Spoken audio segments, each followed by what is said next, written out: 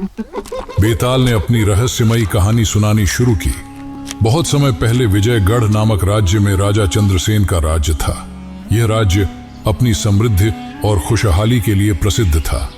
राजा की एक पुत्री थी, राजकुमारी संजना, जो अपनी बुद्धिमानी और सौंदर्य के लिए जानी जाती थी। राजकुमारी का विवाह तय करने के लिए राजा ने 3 राज्यों के राजकुमारों को आमंत्रित किया। पहला राजकुमार वीरेंद्र था। वह युद्ध कला में निपुण और पराक्रमी था। दूसरा राजकुमार चंद्रकेतु था, जो ज्योतिष और खगोल विद्या का विद्वान था। तीसरा राजकुमार आदित्यनंद था, जिसे पशु पक्षियों की भाषा समझने और उनसे बात करने की अनोखी शक्ति प्राप्त थी। राजा ने तीनों से प्रश्न किया, तुम में से कौन राजकुमारी के लिए सबसे उपयुक्त वर है? तीनों राजकुमारों ने अपने गुण गिनाए। वीरेंद्र ने कहा, मैं युद्ध में अजेय हूं। मैं किसी भी युद्ध में विजय प्राप्त कर सकता हूं और राजकुमारी की रक्षा कर सकता हूं। चंद्रकेतु ने कहा, मेरे पास भविष्य को देखने की शक्ति है। मैं आने वाले संकटों को पहले ही भांपकर राज्य को सुरक्षित रख सकता हूं। आदित्यनंद ने कहा, मैं जानवरों से बात कर सकता हूं। उनकी भाषा समझकर मैं राज्य की सुरक्षा में मदद कर सकता हूं और प्रकृति के रहस्यों को सुलझा सकता हूं।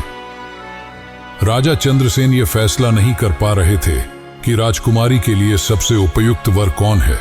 उन्होंने यह निर्णय राजकुमारी संजना पर छोड़ दिया।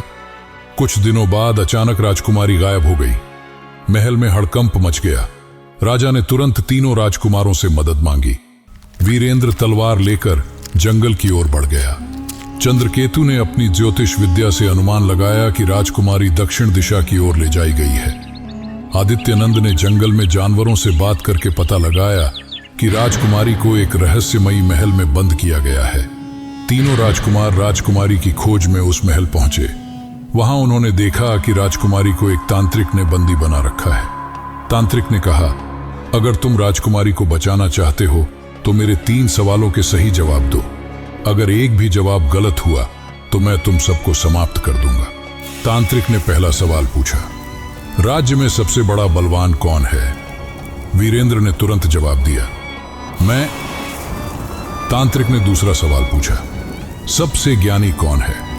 चंद्रकेतु ने कहा, मैं ही सबसे बड़ा ज्ञानी हूं। फिर तांत्रिक ने तीसरा और सबसे जटिल सवाल पूछा, सबसे बड़ा हितैषी कौन है? शक्ति, ज्ञान या समझदारी?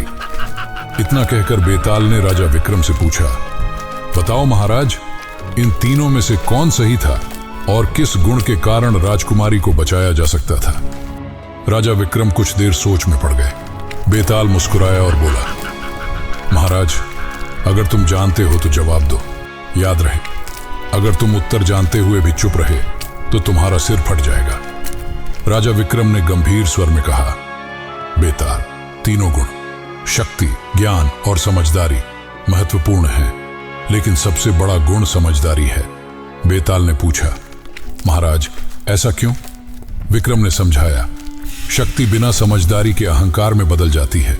ज्ञान बिना समझदारी के विनाशकारी हो सकता है, लेकिन समझदारी हमेशा सही रास्ता दिखाती है और संकट से बाहर निकलने का तरीका बताती है।